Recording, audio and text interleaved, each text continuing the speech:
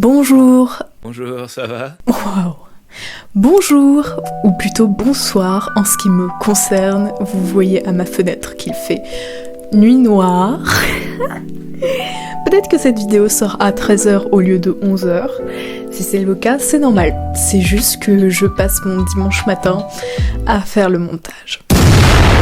Aujourd'hui, je vais essayer de vous apporter quelques réponses si vous avez comme question quelle peinture dois-je utiliser pour mon projet.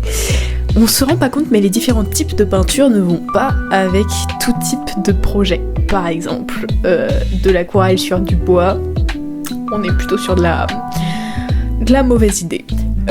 Après, artistique, on peut tout tester.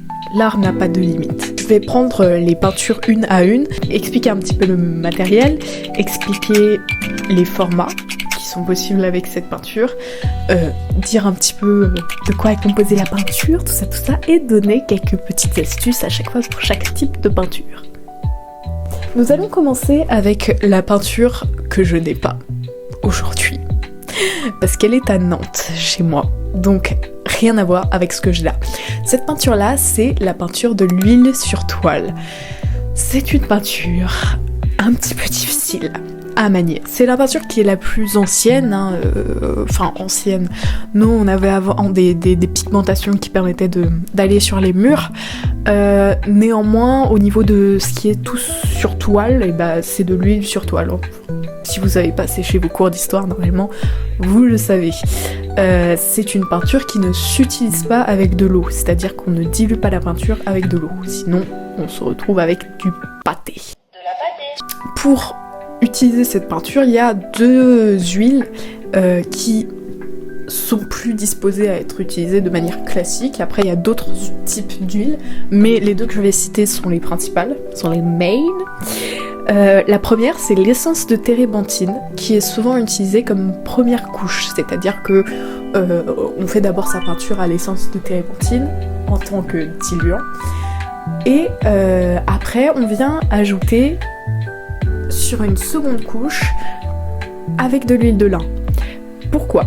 Parce qu'en fait, l'huile sur toile, ça prend 1000 ans à sécher. Et quand je dis 1000 ans, je ne parle pas de la ville. Je parle bel et bien du temps que Macron passe à l'Elysée. Ça prend très longtemps à sécher, ça dépend de l'épaisseur de votre peinture, mais moi les peintures que j'ai faites, j'en avais pour plusieurs semaines à ce que ça sèche. L'huile sur toile, c'est très salissant. Honnêtement, c'est pas la peinture la plus pratique. Mais à faire, à tester, franchement, il y a un petit peu de plaisir. C'est une peinture qui se dilue très bien entre elles, donc pour faire des fondus, pour faire tout ce qui est dégradé, c'est un peu satisfaisant. C'est ce qui permet notamment, si on regarde la Joconde ou la jeune fille à la perle, on voit au niveau des visages combien c'est fondu. C'est une peinture qui nécessite des pinceaux uniquement réservés à ce type de peinture, parce qu'une fois que tu trempes ton pinceau dans de l'huile, de lin ou de l'essence de térébenthine, eh bien ton pinceau se durcit. Et oui. À part si vous avez des pinceaux de très bonne qualité, il me semble, mais vu que moi personnellement je n'ai jamais eu plus que ça le budget pour des pinceaux de meilleure qualité, I don't know. Au niveau du format, ça va être très limité, vous allez normalement rester sur soit du papier adapté, soit une toile. Pour la toile, je conseille de mettre du gesso juste avant. Le gesso, qu'est-ce que c'est ? J'ai la flemme d'aller chercher mon gesso, mais le gesso c'est des petits pots, des tubes d'ailleurs, que vous venez appliquer en sous-couche de votre peinture sur la toile, parce que souvent les toiles, même si elles sont déjà gessotées d'avance, je sais pas si le verbe est bon, mais elles sont préparées avec du gesso en industrie, il reste quand même des imperfections, qui fait que la peinture va rentrer dans les trous des imperfections. C'est bien plus agréable que lorsque le pinceau il vient se prendre dans les mini irrégularités de votre toile. Ça veut pas dire que le gesso est obligatoire, c'est juste un confort personnel et une petite touche qui fait que les finitions sont souvent un petit peu plus justes. Écoutez, voici un truc que j'ai fait à l'huile par exemple. C'est pour des peintures qui pour moi sont assez minutieuses et qui demandent du temps de l'espace parce que c'est salissant, et ça peut pas se nettoyer avec de l'eau. Bah non, c'est une peinture à l'huile. Donc, je conseille, petite astuce, de prendre du papier aluminium et de la mettre sur votre palette. Ça permettra que votre palette n'ait pas besoin d'être nettoyée. Et que si vous avez besoin de l'utiliser prochainement, vu que l'huile ça prend beaucoup de temps à sécher, et que vous ne voulez pas avoir une palette uniquement d'huile, et bien une fois que vous avez terminé votre peinture et que vous avez terminé d'utiliser l'huile, hop, vous mettez en boule le papier d'aluminium et vous jetez. Et votre palette est nickel. Voilà, ça c'est une petite astuce qu'on m'a donnée en prépa d'art. Ça marche également pour l'acrylique. En parlant d'acrylique, n'ai-je pas super bien géré ma transition? L'acrylique, c'est une peinture qui est à base de plastique. Ça a été une révolution quand elle est apparue. Il me semble qu'elle est apparue au tout début du XXe siècle. Je crois que je dis des bêtises. Bref, je mettrai ici à quel moment elle est apparue, mais en tout cas, elle a révolutionné la peinture. Jusque-là, on utilisait de l'huile. Et l'huile quoi? L'huile quoi? Et bah ça prend du temps à sécher. Voilà. Et l'acrylique quoi? Et ben ça ne prend pas beaucoup de temps à sécher. Ça prend une trentaine de minutes. Tout au plus, à part si vraiment il y a beaucoup d'eau. L'acrylique du coup n'est pas très écolo vu qu'elle est à base de plastique, et c'est pourquoi pour la nettoyer, c'est pareil, je vous conseille d'utiliser un papier aluminium que ensuite vous jetez. Ce qui est cool, c'est que on achète un pot comme ça et on en a pour des années. Genre là, je l'ai acheté en 2021 pour ma prépa. J'ai fait beaucoup d'acrylique.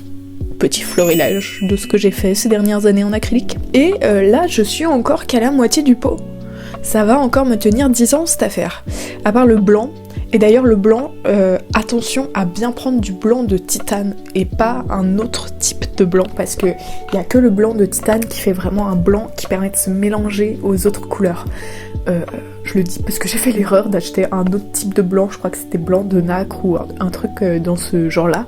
Et en fait, le blanc était un peu translucide, je dirais spermique presque, mais c'est un autre sujet, c'est un autre débat. L'acrylique, ce qui est sympa, c'est que vous pouvez la mettre partout, mais genre partout. Parce que vu que c'est du plastique, eh bien ça adhère à tout type de support en fait. Donc ça peut être du bois, ça peut être de la tuile.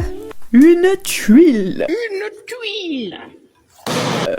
Ça peut être de l'ardoise, ça peut être votre mur, ça peut être tout en fait, tout simplement. Donc si vous avez un projet qui nécessite un support un peu particulier, vraiment optez pour l'acrylique. L'acrylique, ça sera votre gars sûr. Il viendra pas faire des pâtés, il craquellera pas avec le temps.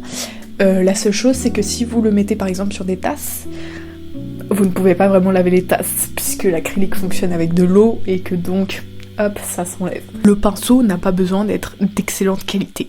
Là, vous voyez derrière moi, il y a tous mes pinceaux là qui sont accrochés au mur. Et bien, parmi eux, il y a 3 pinceaux d'acrylique, 3 pinceaux de très basse qualité que j'ai pris au Sœurs Green. Et ça marche très bien. Alors que l'huile, c'est sympa d'avoir plusieurs types de couleurs parce qu'au niveau du mélange, c'est pas tout à fait la même tessiture.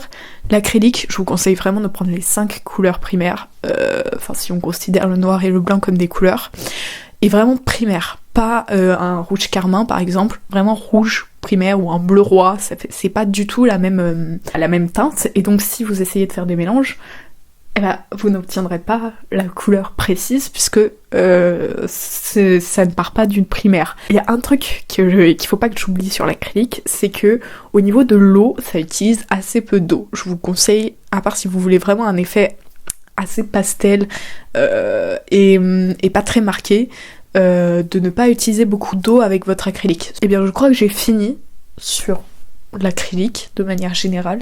N'hésitez pas d'ailleurs en commentaire si vous avez des questions par rapport à telle ou telle peinture ou si vous avez un projet en particulier et que vous auriez envie d'un petit peu de conseils. Je dis pas que je suis professionnelle, je pense que dans des magasins de beaux-arts ils vous aiguilleront tout autant. Néanmoins, si vous êtes chez vous et que vous passez un petit peu de temps sur YouTube, voilà. J'en étais du coup à la gouache. La gouache, elle, contrairement à l'acrylique, va utiliser beaucoup plus d'eau. En fait, c'est un peu la peinture intermédiaire entre l'aquarelle et l'acrylique en termes de souplesse de peinture, de contraste même, et d'utilité d'eau. On a beaucoup d'a priori comme quoi la gouache c'est simple, et une fois qu'on l'utilise, on l'essaye sur des peintures, et bah c'est pas simple. Alors moi j'utilise une gouache le Franc-Bourgeois, bon je crois que c'est 35€. Là elle est neuve parce que on m'a volé mon sac cet été, et dans mon sac il y avait quoi? Ma gouache. Je travaillais sur un projet d'acrylique, donc pas besoin de gouache actuellement. J'ai pris une gouache là de meilleure qualité que mon acrylique qui a coûté 2€ à Pétaouchdoc. Parce que la gouache là, on commence à voir au niveau des pigments les différences entre une très bonne gouache et une mauvaise gouache. Mais une mauvaise gouache, elle va venir prendre des pâtés, elle va être clé, elle va être moins forte. Au de la couleur, pareil, hein, les 5 couleurs primaires pour pouvoir faire absolument tous les mélanges, c'est super. Pour faire des dégradés, c'est super simple. Ça sèche assez vite, mais ce qui est trop bien, c'est que on peut revenir dessus avec de l'eau et ça sera comme si elle avait jamais séché. Alors que l'acrylique, une fois que c'est fixé, c'est fixé. On peut plus revenir dessus. C'est pas une peinture qui va sur n'importe quel support. Là, on est vraiment sur du papier spécial aquarelle. C'est le meilleur, franchement, si c'est spécial aquarelle, enfin, d'expérience. Parce que le papier va venir aspirer l'eau correctement, enfin absorber l'eau correctement. Ça fera pas de petits grumeaux sur le papier, si vous voyez ce que je veux dire. En termes de papier, je vous conseille extrêmement le Moulin du Coq. Excellent papier, ça fait des jolis contrastes, on peut avoir des choses très pastel, on peut avoir des choses marquées, on peut utiliser pas beaucoup d'eau pour voilà, avoir une bonne pigmentation, ou bien beaucoup d'eau pour avoir presque un effet aquarelle. Enfin vraiment c'est assez large comme peinture, moi je l'apprécie vraiment beaucoup. En termes de pinceaux, j'utilise toujours des pinceaux aquarelles, pareil. Je les trouve plus adéquats que d'autres pinceaux. Quelques petites choses que j'ai fait en gouache. Je crois que j'en ai pas fait énormément, mais de ce que j'en ai fait, vraiment j'ai kiffé. La dernière peinture est donc l'aquarelle, tout à fait, l'aquarelle. Mon aquarelle, c'est de la Winsor & Newton, c'est la même marque que la gouache. Alors que sur la gouache et l'acrylique, je vous avais dit les 5 couleurs primaires vraiment importants, l'aquarelle, c'est un peu différent. Là, vous voyez, j'ai une assez large palette. Parce que pour faire des mélanges, c'est plus compliqué. Parce qu'une fois que tu mélanges une couleur à une autre, la teinte devient vraiment plus pastel et un peu plus passée. Si on a une couleur brute, elle est bien plus pigmentée et souvent plus intéressante du coup. L'aquarelle, ça ne pardonne pas le support. Là encore une fois, je reviens conseiller le papier Moulin du Coq parce que selon votre support, votre aquarelle, elle sera plus ou moins différente. Et vraiment, la qualité du papier, j'insiste dessus, mais elle est indispensable selon votre projet. Au niveau du pinceau, c'est pareil, ça pardonne pas de mauvais pinceaux, ça se voit. Privilégiez vraiment des pinceaux en poil de lapin ou poil d'écureuil, il me semble. C'est un Léonard le mien, donc je crois qu'il coûte un peu cher. Je ne sais pas si c'était un cadeau d'anniversaire. L'aquarelle, elle nécessite de l'eau, beaucoup d'eau. Elle est pas très salissante. Au niveau du séchage, on est sur... ça dépend. Si vous avez utilisé vraiment beaucoup d'eau, 40-45 minutes, voire plusieurs heures. Si vous n'avez pas utilisé énormément d'eau, en 10 minutes, elle est sèche. Une peinture qui est facile d'utilisation et en même temps qui demande une certaine technique parce qu'une fois que la peinture est sèche, on ne peut pas y revenir contrairement à la gouache. Et donc ça fait que quand vous faites une tache par exemple et que vous la recouvrez, on verra toujours la tache dessous et ça fera une différence de couleur. Néanmoins, j'ai une peinture aquarelle que là j'ai en tête, que j'ai fait en plusieurs fois, plusieurs étapes, et du coup qui a permis d'avoir plusieurs couches, mais là qui était volontaire, du coup, pour avoir de la profondeur dans le tableau. Je crois avoir fait le tour au niveau des peintures et de ce que je pouvais savoir. J'espère que cette vidéo vous sera utile. N'hésitez pas si vous avez des questions, des recommandations, si vous voulez rajouter votre petit grain de sel d'expert. Par contre, je ne tolère aucun hater. J'espère que votre semaine s'est bien passée. On se retrouve la semaine prochaine. On va parler projet. Normalement, si tout se passe bien, si je l'ai bien fini dans la semaine. Et passez une excellente semaine.